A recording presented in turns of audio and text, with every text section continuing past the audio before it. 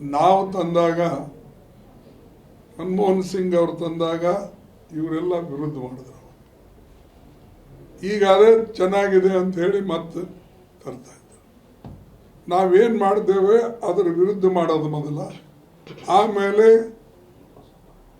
ಪುನಃ ಇಲ್ಲ ನೀವು ತಂದಿದ್ರಲ್ಲ ಅದಕ್ಕೆ ನಾವು ಮತ್ತೆ ತಂದಿದ್ದೀವಿ ಅಂದರೆ ಇವರಿಗೆ ಫ್ಯೂಚರ್ ವಿಷನ್ ಇಲ್ಲ.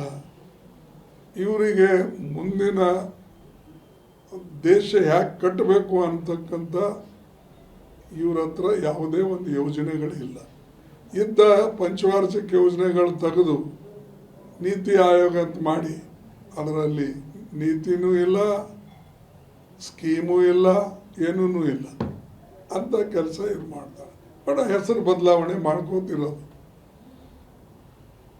ಮೂರನೇದು, ಇವರು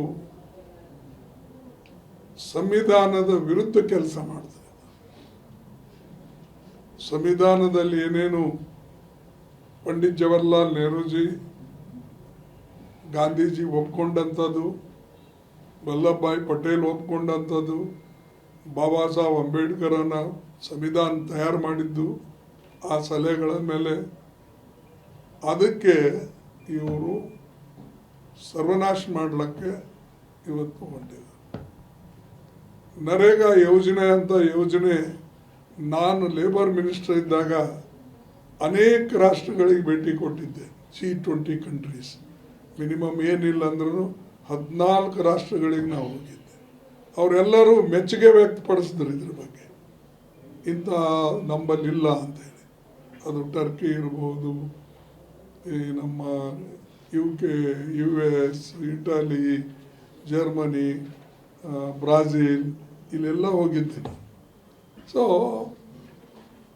ಅವರ ಪುನಃ ಈ ಬಡವರಿಗೆ ಗುಲಾಮಗಿರಿಯಲ್ಲಿ ಇಡಬೇಕು ಅಂತಕ್ಕಂಥ ಪ್ರಯತ್ನ ಅವ್ರದ್ದು ನಡೆದಿದೆ.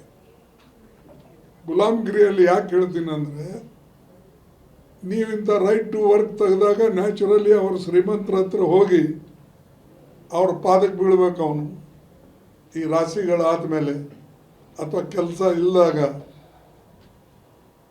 ಸೊ ಇದು ಒಂದು. ಆಮೇಲೆ ಈ ಅಟಾಮಿಕ್ ಎನರ್ಜಿದು ಏನು ಮಾಡ್ದ, ಅವ ಹೆದರ್ಸಲಾದ್ರು ಟ್ರಂಪು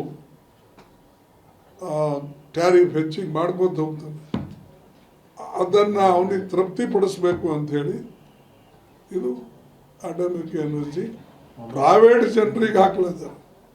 ನಾಳೆ ಅವ ಅದಾನಿ ಅಂತವರಿಗೆ ಕೈಯಲ್ಲಿ ಕೊಟ್ಟು ನೀವು ಅಟೋಮ್ ಬಾಂಬು ಇವು ತಯಾರು ಮಾಡ್ತಕ್ಕಂಥದ್ದು, ಇದ್ರ ಮಾಡ್ತಕ್ಕಂಥದ್ದು ಅಥವಾ ಎಲೆಕ್ಟ್ರಿಸಿಟಿ ಹೆಸರಿನ ಮೇಲೆ ಇಂಥ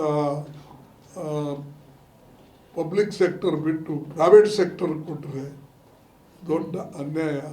ದೇಶದ ಅಭಿವೃದ್ಧಿಗಿಂತ ಟ್ರಂಪ್ಗೆ ಮನವೊಲಿಸಂತದೇ ಇರೋದಂತ ಸರ್. ಟ್ರಂಪ್ ಮತ್ತು ಅವನು ಹೆಚ್ಚಿಗೆ ಟ್ಯಾರಿಫ್ ಹಾಕ್ಲಾತಾನೆ, ಹೆಂಗೆ ಮನವೊಲಿಸ್ಬೇಕು ಅಂತೇಳಿ